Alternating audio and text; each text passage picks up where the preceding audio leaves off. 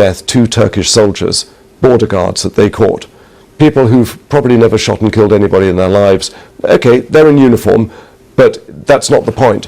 They've shown these people being burnt alive, as the Jordanian pilot was. I haven't seen the video, I've seen the report about it. It's a 20-minute video showing the intense pain and suffering with them being burnt alive in gruesome detail. That is what you're dealing with here. That is the mentality, the cruelty, the barbarity of this organisation, which has no place in the Middle East or in our lives. Frank, thank you. Frank Gardner there, our security correspondent, with a reminder there of the threat that continues to face Europe right now. Well, in Malta, the media there are reporting that an airliner on an internal flight in Libya was hijacked and diverted to Malta, where it landed. Malta's Prime Minister Joseph Muscat said on Twitter that security and emergency operations are standing by.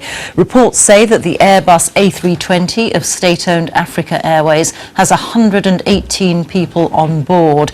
Now, we have since had more news coming in, one from Malta State TV, one piece of information from Malta State TV, which says that the 2 hijackers on board the plane have hand grenades and are threatening to blow up the aircraft. And more information from Reuters, the pilot apparently tried to land the plane in Libya, but the hijackers refused. And this is information that has come from Tripoli airport control before communications were lost. So an ongoing and potentially dangerous situation there. Well, earlier I spoke to Magda Magri-Naudi, who's the Deputy Mayor for Libya in Malta, and she gave us the latest on what authorities there had heard. Well, Cathy, this very minute, our newscasters have just issued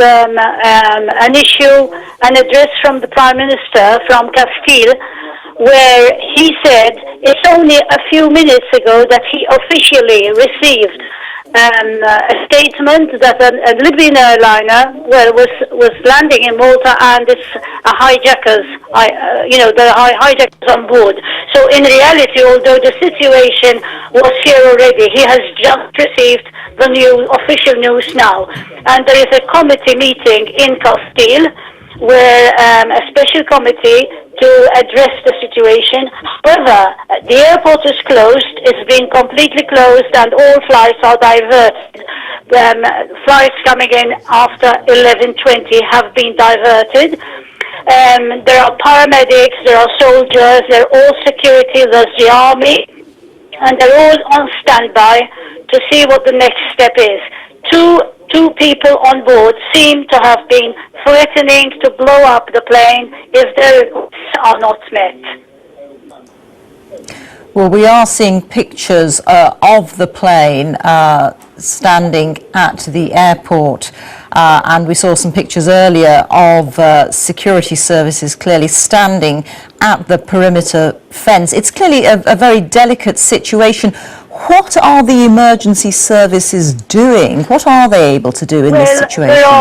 Actually, it is not the first time that we have had this situation. We have had at least 5 planes which were hijacked and landed in Malta between, I believe, 1973 and 1979, and situations have been handled in one way or the other. The emergency and the security and the special units, they're all standing by, and in actual fact, even, like other airports, there are soldiers who are in hidden posts, and